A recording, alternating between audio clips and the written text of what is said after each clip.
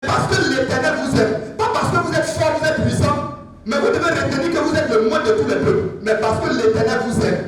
Ça veut dire quoi? Ça veut dire que l'amour de Dieu, là, on ne peut pas percevoir ça avec les yeux spirituels. On peut pas, avec les yeux physiques, on ne peut pas toucher l'amour de Dieu. Je prends un exemple. Le courant, par exemple, on voit les effets du courant, mais on ne voit pas le courant. Est-ce qu'il y a quelqu'un qui a pas vu le courant? Qu'il me dise où le courant se trouve. Amen. Les techniciens, les grands étudiants, les docteurs, les masters, Dieu merci, on a tout ici à nous. Amen. On a les grands types qui sont là. Dites-moi, est-ce que vous avez déjà vu le courant? Mais qui a déjà senti le courant?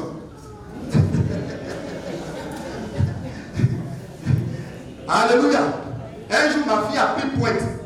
Elle était encore petite, elle s'amusait, et puis elle a pris pointe, elle a mis ça dans les prises là. Ah, pour parler comme les jeunes d'aujourd'hui, elle a dit l'heure. Amen. Ça l'a secoué sérieusement. Pourtant, elle n'a pas vu le courant là, mais elle a senti le courant. Amen. Vous comprenez très bien. Ce qu'il a traversé là, elle a su que c'est courant. Depuis ce jour, elle passe très loin. Pourtant, on voit les effets du courant. Actuellement, c'est le courant qui est en train de parler ici. Pourquoi? Parce qu'on a emmagasiné le courant là. Donc, comme on a emmagasiné, qu'on a activé, le courant passe à se manifester. Vous comprenez très bien? La CIE est venue pour réparer notre compteur qui a explosé ce matin. Vous voyez? Donc, on voit les ampoules, c'est les effets du courant. Le portable, c'est les effets du courant. On voit les effets du courant, mais on ne voit pas le courant lui-même. Gloire à Dieu. C'est comme ça l'amour de Dieu. Amen, amen. Donc, comme Israël, c'était un peuple païen, un peuple qui ne connaissait pas Dieu cette génération, il fallait que Dieu leur démontre son amour. Comme nous aujourd'hui, Dieu nous a démontré aussi son amour. Gloire à Dieu. Et il dit parce que je vous aime. Donc quand Dieu dit je t'aime là, ne cherche pas à trouver dans ta tête comment Dieu m'aime et autres. Dieu t'a déjà prouvé qu'il t'aime. Alors la Bible dit qu'il nous aime parce qu'il a voulu tenir le serment qu'il a fait à vos pères. Ça veut dire que Dieu a donné, il a juré d'aimer le peuple d'Israël. Parce que Abraham a posé un acte d'obéissance à Dieu. Et comme Abraham n'a pas refusé Isaac à Dieu, Dieu lui a dit je vais te bénir. Et je vais bénir ta postérité. Ça se trouve dans Genèse chapitre 22, verset 16 à 19. Je ne vais pas lire. Gloire à Jésus. Donc, Dieu dit, je vais te bénir. Je vais bénir ta postérité. Je vais multiplier tout ce que tu fais. Je vais arroser tout ce que tu as. Et tu verras ma gloire dans tout ce que tu vas entreprendre. Gloire à Jésus. Donc, nous devons comprendre que Dieu a dit à Israël, je les aime. Et que je tiens serment. Ça veut dire que moi, l'Éternel, quand je dis que je t'aime là, je pose des actes et cela se concrétise et je tiens sur ce que je dis. Ça veut dire quoi? Ça veut dire que Dieu a béni Abraham, Dieu a béni Isaac, Dieu a béni Jacob. Parce qu'Abraham était stérile. On a vu qu'Abraham, dans sa stérilité, a eu un enfant qu'on appelle qui? Comment? Dieu d'Abraham, Dieu d'Isaac. Il a mis au monde Isaac, c'est pas ça? Dieu d'Abraham, il a mis au monde Abraham, a mis au monde Isaac. Isaac a mis au monde qui? Jacob. Jacob a mis au monde qui? Les 12 tribus d'Israël. Gloire à Jésus. Amen, amen. Donc, avec tout ce monde-là, nous voyons l'arrivée des rois, nous voyons l'arrivée des Jules, des Samson, les David et tout ça, les Esaïe. Après eux, nous allons voir l'arrivée de celui-même qui fait l'objet de la promesse de Dieu par rapport à Abraham, l'arrivée de Jésus-Christ. Alléluia. Alors, Jésus étant venu, il va commencer à faire le ministère parce qu'il est né dans un mystère à travers une vierge. Il va avoir 30 ans, il va commencer le ministère. Après, il va avoir les apôtres qui eux aussi ont été appelés par Dieu. Il dit, suivez-moi et je ferai de vous des pécheurs d'hommes. Parce qu'il fallait que la promesse de la bénédiction de l'Éternel s'accomplisse. Amen. Donc ils ont commencé à travailler et après eux, Dieu va susciter par l'évangéliste Philippe, l'eunuque éthiopien qui va recevoir l'évangile baptisé et qui va arriver où ça? Qui va arriver en Éthiopie et à travers lui, toute l'Afrique va être gagnée par l'évangile. Alléluia. Est-ce que tu me comprends ce matin? Dieu dit que lui il tient parole. Donc quand Dieu a béni Abraham, il a béni sa descendance, il a béni Jésus. Par Jésus, les apôtres sont venus et ils ont fait le ministère. Et l'Afrique n'a pas été en reste. Il y a un eunuque éthiopien qui est rentré là-bas et qui a reçu l'évangile qui est venu en Afrique. Et par lui, l'évangile est venu jusque ça a atteint toute l'Afrique.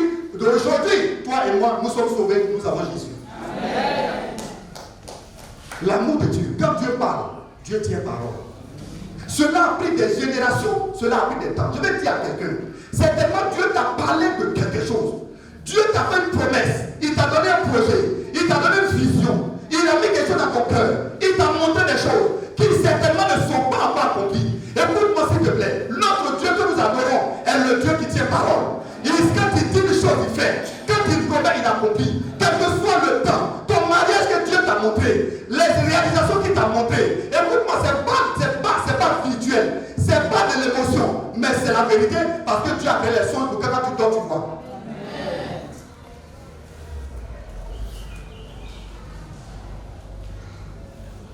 Il y a des gens, quand ils dorment chaque jour, ils voient des choses. Il y a les songes, il y a des rêves. Mais un songe qui vient de Dieu, je suis sûr que là où tu es, ça fait 50, 10 ans.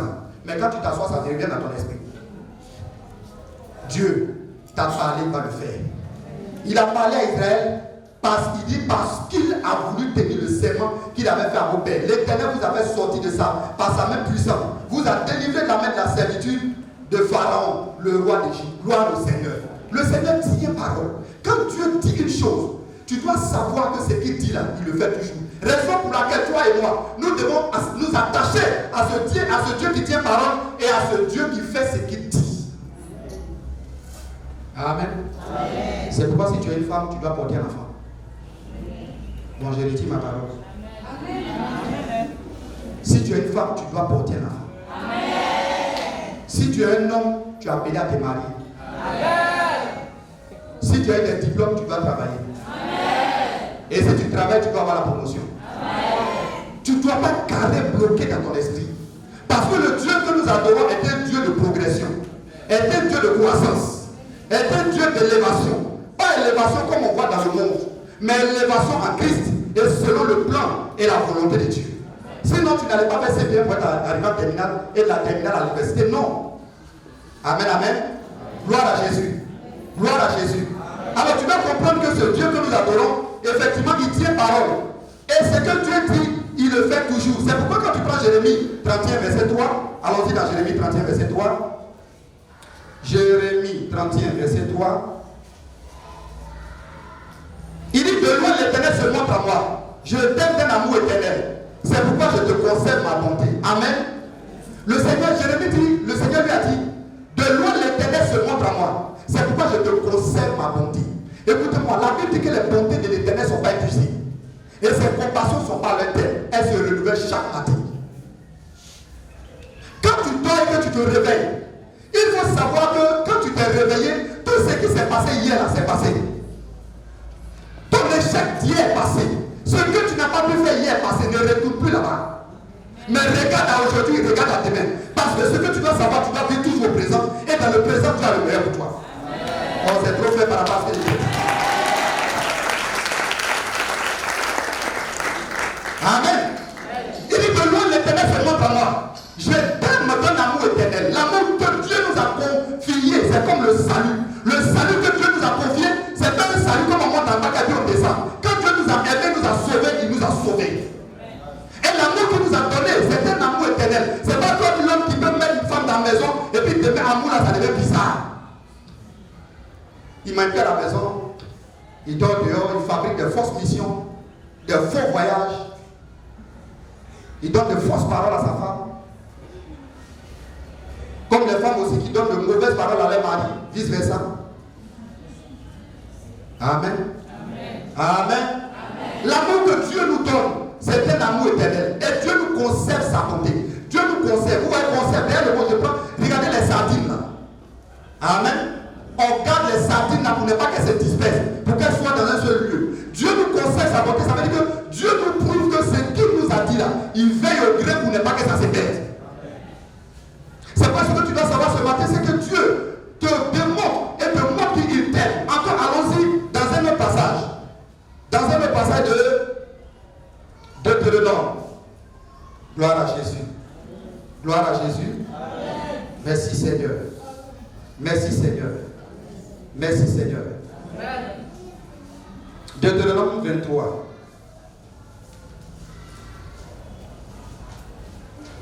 Merci Jésus. Je crois qu'il.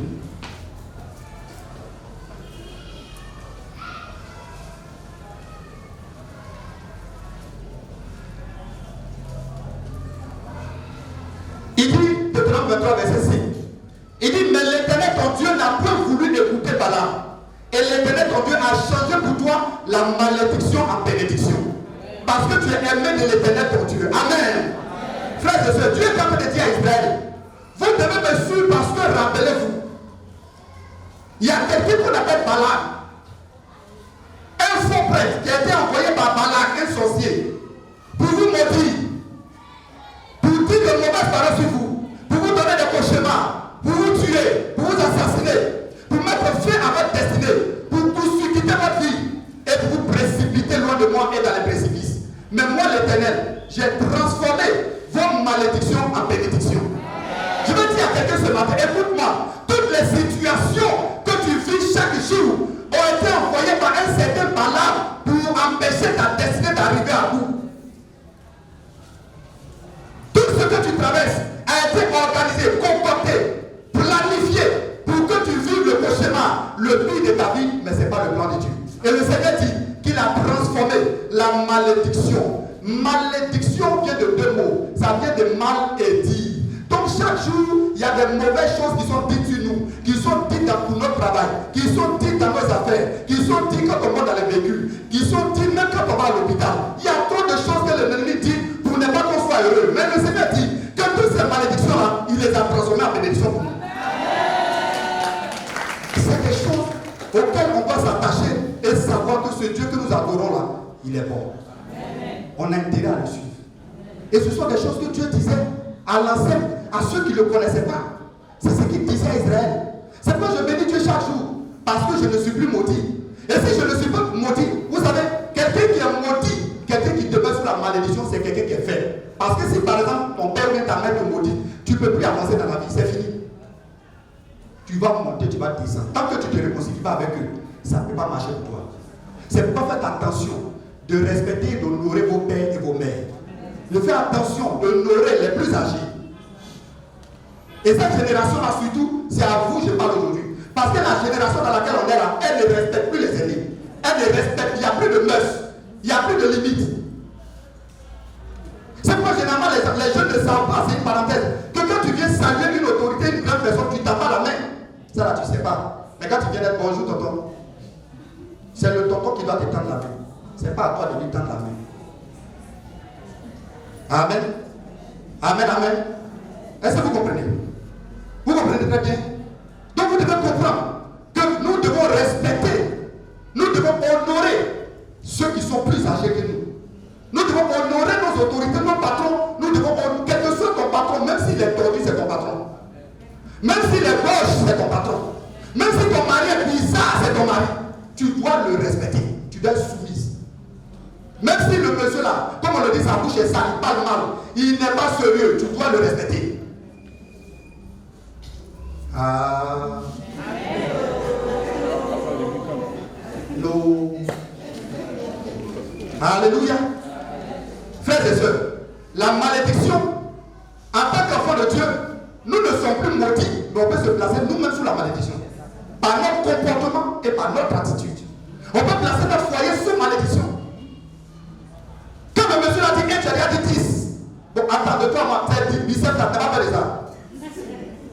Parce que là, il risque de t'envoyer au moins 50 kilos dans les oreilles. Et là, encore, c'est nous les pasteurs, on va aller prier, régler ça. Non. Amen. Gloire à Jésus. Mais les femmes, les hommes aussi, là, il faut savoir aimer ta femme. Il faut savoir lui parler. La femme est un sexe faible. Il faut savoir la blaguer, la chuchoter. C'est ce que Dieu est en train de faire avec Israël. Il a démontré qu'il les aime, qu'il tient parole, que quel que soit leur problème, il leur concerne sa bonté. Et quand l'ennemi vient les attaquer, il les délivre de la malédiction. C'est pourquoi un mari doit défendre sa femme. Il doit défendre sa femme contre les hommes étrangers. Il doit conserver, préserver sa femme. La garder, comment? En prenant soin d'elle, en la nourrissant, en la chérissant, en lui disant de belles paroles. Une femme, elle a besoin d'entendre de belles paroles. Chérie, tu es belle. Non, je t'aime. Tu vois mes yeux là? Quand je sors là, je vois plus clair. Mais quand je rentre à la maison, c'est quoi je vois? Écoutez-moi, je ne suis pas en train de plaisanter. Les mariages qui durent 30 ans, 40 ans, 50 ans, ces mariages traversent des épreuves, mais ils sont toujours là. Toi, ton mariage, dès qu'il y a un petit truc net, tu es dehors. Dès qu'il y a un petit problème, c'est toi tu vas manger avec ta collègue. C'est ta collègue que tu vois maintenant. Tu fabriques de faux voyages, de fausses missions. Tu as codé ton téléphone. On ne peut pas rentrer dedans. Si tu te reproches quelque chose, c'est que tu as codé ton portable. Normalement, ta femme doit connaître ton code. Pas ton téléphone, elle ne connaît pas le code. Si elle a pris, c'est grave. Tu te couches. Tu fais comme Boéry, tu trouves des choses. Et malheureusement, nous, on te juge à les yeux. Quand tu te vois toujours dans l'église, tu es toujours là. Mais en réalité, tu n'es plus là. Il y a un moment, tu es décédé spirituellement. Il reste des funérailles sur toi.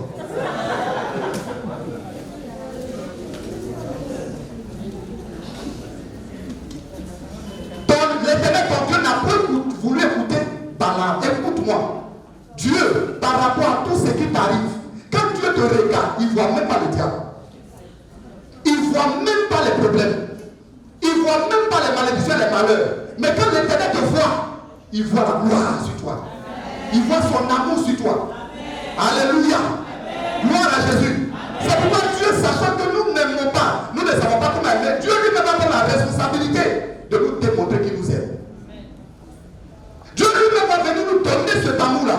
Il va le positionner dans notre cœur. Israël, il a dit simplement aimez-moi. Voilà, voilà, voilà. Mais pour nous, Dieu lui-même va devenir amour en nous.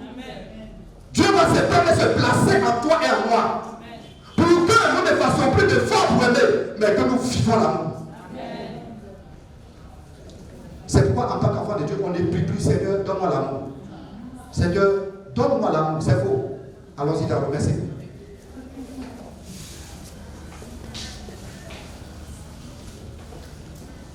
Romains chapitre 5. Verset 5. Or l'espérance ne trompe point. Parce que l'amour de Dieu est répandu dans nos cœurs par le Saint-Esprit qui nous a été donné. Amen. Car lorsque nous étions encore sans force, Christ est mort. Christ, le temps marqué, est mort pour tes impies. Amen. Mais Dieu prouve son amour envers nous, en ce que lorsque nous étions encore des pécheurs, Christ est mort pour nous. Gloire à Dieu. Donc la Bible dit que Dieu a donné son Fils Christ Jésus pour qu'il meure à la croix pour nous et qu'il ressuscite. Et en recevant Christ comme Seigneur et Sauveur, l'amour de Dieu vient directement dans notre cœur. Gloire à Dieu. Donc dans la nouvelle alliance, Dieu ne nous demande plus de l'aimer, mais Dieu nous demande de conserver son amour. Est-ce que quelqu'un m'a entendu? Amen. Alléluia. Là où nous sommes, l'amour de Dieu a été répandu dans nos cœurs. L'amour de Dieu se trouve en nous. C'est pourquoi la nouvelle création que nous sommes, nous ne faisons pas d'efforts pour aimer, mais nous vivons l'amour. Parce que l'amour de Dieu a été répandu dans ton cœur et dans mon cœur. Je vais terminer avec cet exemple. Allons-y dans Luc. Luc chapitre 10 avec l'histoire de Marthe. Luc chapitre 10. Amen. Je vais juste prendre un cas pratique et puis on va arrêter.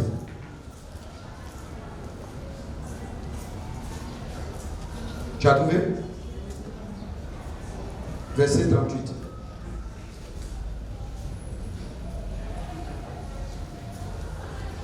Comme Jésus était en chemin avec ses disciples, il entra dans un village et une femme nommée Marthe le reçut dans sa maison. Elle avait une sœur nommée Marie qui s'était assise au pied du Seigneur et écoutait sa parole. Gloire à Dieu. Gloire à Jésus. Amen. Elle écoutait sa parole. Marthe, occupée à divers soins domestiques, suivait et dit, Seigneur, cela ne te fait-il rien que ma soeur me laisse seule pour servir? Dis-lui donc de m'aider. Le Seigneur lui répondit, Marthe, Marthe, tu t'inquiètes et tu t'agites pour beaucoup de choses. Une seule chose est nécessaire. Marie a choisi la bonne part qui ne lui sera pas ôtée. Amen. Voici deux sœurs. Marthe, occupée à beaucoup de choses. Et Marie, quand Jésus est entré, suivez s'il vous plaît. Quand Jésus est entré dans la maison, Marie a fait une seule chose. Elle allait s'asseoir au pied du Seigneur. Gloire à Dieu. Gloire au Seigneur. Marthe, c'est l'église qui est occupée. L'église qui est dans les fêtes. L'église qui est dans les activités. L'église activiste qui toujours est à gauche, à droite, toujours dans les fêtes, dans les rencontres, dans les choses, tout ça, dans les programmes, etc. Et c'est ce que nous remarquons aujourd'hui avec l'église de Christ. On est tantôt des conférences, tantôt des séminaires, tantôt des fêtes, tantôt des mariages. Ce n'est pas mauvais, mais écoutez-moi s'il vous plaît. C'est l'église, c'est l'image d'une église occupé, mais qui n'agit pas comme Marie, qui s'assoit au pied du Seigneur. Ce que vous devez comprendre, frères et sœurs, c'est que le plan de Dieu, dans le plan de Dieu, c'est que Dieu veut restaurer son amour dans notre cœur. Et le secret pour restaurer l'amour de Dieu dans notre cœur, c'est de nous asseoir au pied du Seigneur. C'est pas parce qu'une église a beaucoup d'activités que cette église-là est plaît à Dieu. C'est pas parce qu'une église est toujours sur les ondes. C'est pas parce qu'une église est climatisée. C'est pas parce qu'une église est organisée. Elle a toujours fait des choses qu'elle plaît à Dieu. C'est faux. Le baromètre de plaisir, d'amour que Dieu a pour son peuple, c'est sa consécration. C'est le fait que cette église s'assoit au pied du Seigneur. C'est pourquoi faisons attention. En faisant nos activités et autres, en tant qu'église et membre individuel, chacun doit copier Marie et s'asseoir au pied du Seigneur. Parce que Marc se plaignait. Oh Seigneur, tu ne vas pas m'asseoir. Il y a des gens comme ça. Oh, respect des départements. Oh, tu ne vas pas que c'est moi qui visite seul. Tu ne vas pas que c'est moi qui fais ça. C'est moi qui fais ceci. C'est moi qui suis occupé. Je fais ci, je fais ça. C'est bien. Mais quelle est ta communauté, ta relation avec Dieu? Tu fais tout. Bravo. Tu es le maestro de l'église. Tu es le maestro. Tu es l'homme à tout faire. C'est bien. Ça, c'est Marc. Toujours en train de se plaindre. Critiquer ses frères auprès du responsable, auprès de temps en train de dénigrer. En train de parler. Tu veux qu'on te voie? Tu veux qu'on t'apprécie? Tu veux qu'on dise toujours c'est toi? Il dit Marc. Non, c'est pas comme ça. Tu t'inquiètes que tu t'agites. Frère, arrêtons de nous agiter. Le plus souvent, les agitations sont la cause de l'amour qui a été éteint il y a longtemps.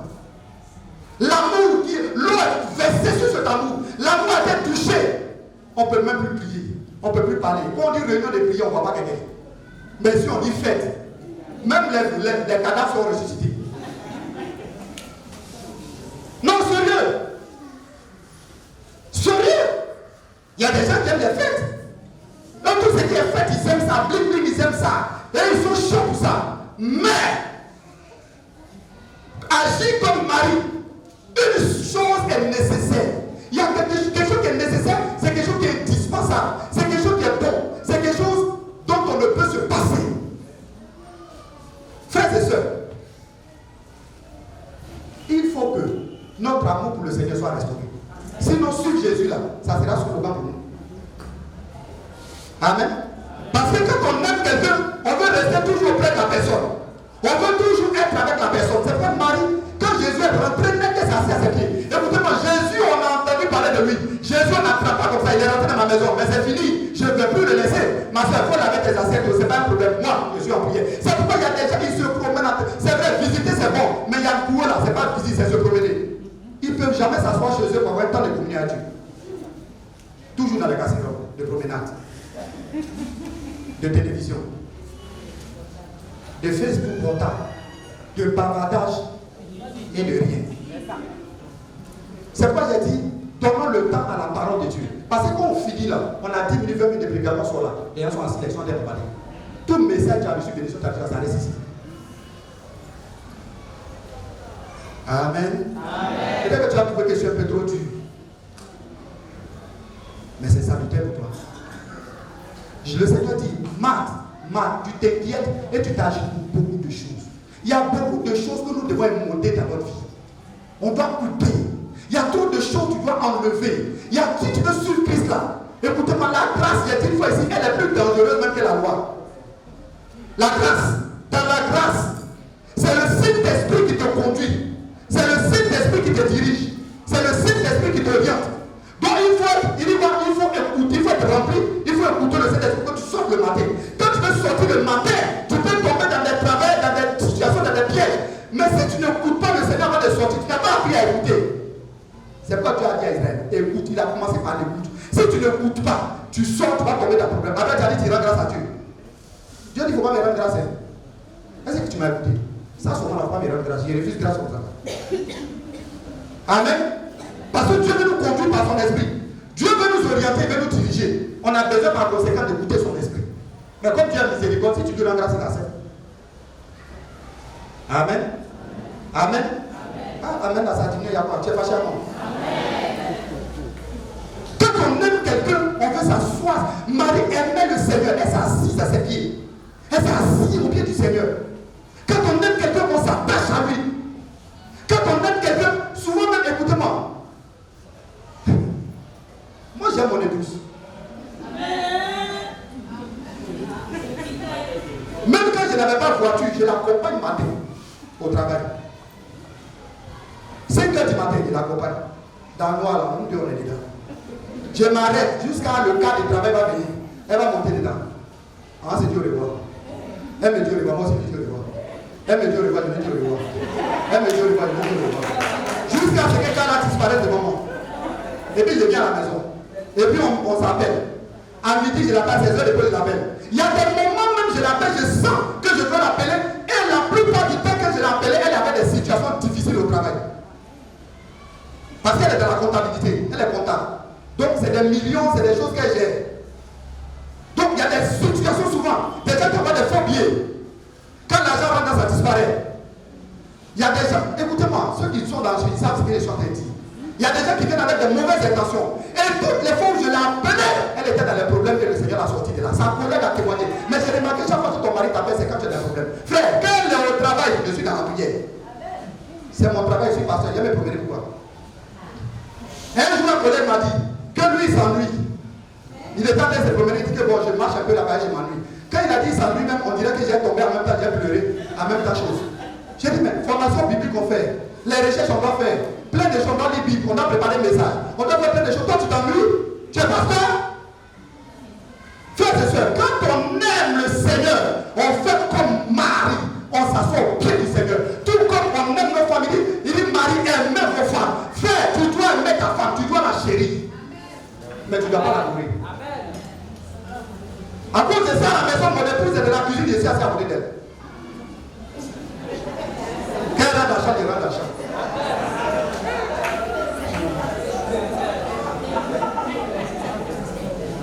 Je vais te poser une question pour toi là, tu fais comment? Tu rentres à quelle heure?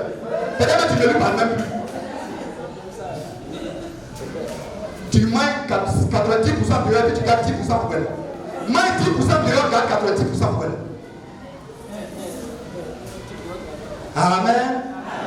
Quand tu prends Ecclésiaste 9:9, qui connaît le passage là? Les mariés là, qui connaissent ça? Ecclésiaste 9:9, tu connais? D'accord, je vais te démystifier aujourd'hui. Peut-être que tu as dit que le pasteur exagère. Parce que toi aussi tu es possédé, je ne suis pas possédé. J'aime ma femme. C'est la seule femme que j'aime et je n'ai pas deux. Voilà. Donc mon ami, il faut aimer pour toi aussi.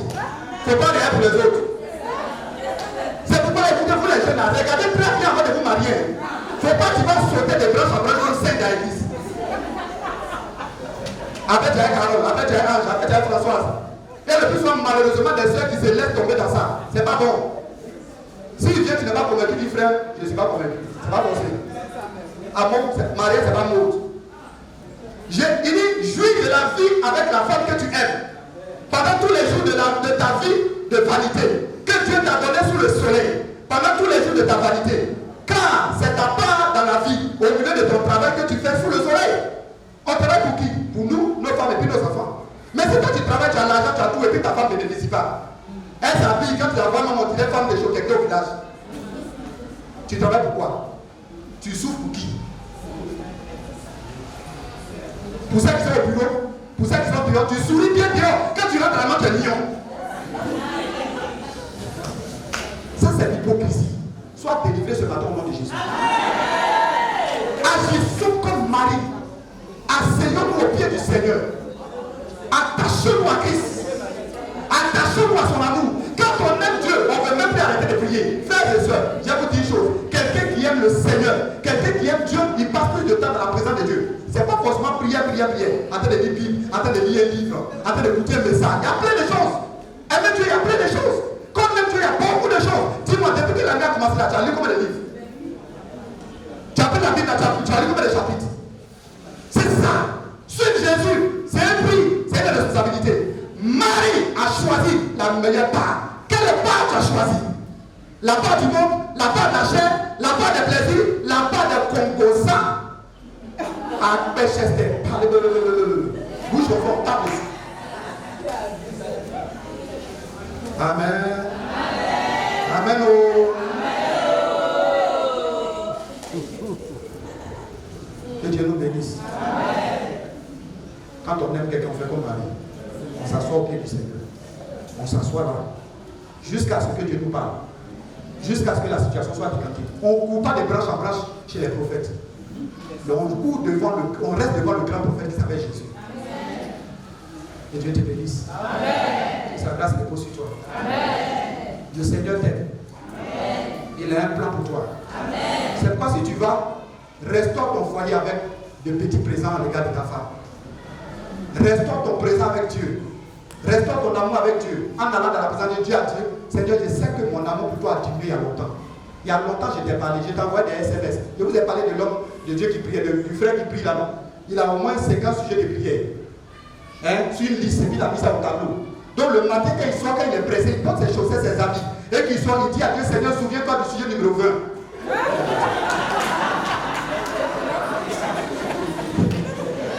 Il n'a pas temps. Non. Lui, il n'a pas temps. Alors Dieu, Seigneur, merci pour cette journée. Quand toute ta gloire te révèle, je sais que tu m'aimes. Mais il y a un sujet de prière là. 50 là, souviens-toi de ça. Dans tous les cas, Dieu, tu sais lire, tu sais. Quand il revient le soir, il m'a dit, c'est là, Seigneur, souviens-toi du sujet de prière numéro 2. Et puis il dort. Est-ce que ta vie n'est pas comme ça? On dit, c'est vrai. Je termine en te disant. Éphésiens chapitre 2, verset 5. Le Seigneur a dit à Israël, à l'église d'Éphèse, il dit, tu ne m'aimes plus comme tu m'aimais au début. Quand tu prends cette version qu'on appelle parole vivante, tu vas voir que c'est différent de ce que tu as dit à chose. Dans lui, c'est bon, c'est différent. Mais quand tu prends cette version, il dit, tu ne m'aimes plus comme tu m'aimais au début. Ça veut dire que ton amour que tu avais pour moi au début, le premier amour, le zèle, le feu, où tu faisais prier toute ta famille, tu réunissais. Quand il y a quelque chose, tu ne caches pas ta femme. Quand il y a quelque chose, tu ne caches pas tes enfants. Quand tu as offensé ta femme, tu demandes pardon en même temps. Tout ça là, tu ne fais plus. Moi, quand il y a quelque chose, j'ai offensé mes enfants, je les appelle et puis je leur demande pardon. Amen. Je veux même voir des brebis, des filles par rapport à mon voyage, par rapport à un billet d'avion. Et puis comme le frère a pris un engagement, il ne venait plus à l'église. Il avait tellement honte. Je suis parti le voir et dit, frère, pourquoi tu ne viens plus à l'église? Il faut venir à l'église. Et puis je me suis mis à genoux, j'ai dit pardon. Il faut venir à l'église, c'est ta maison. Jésus t'aime.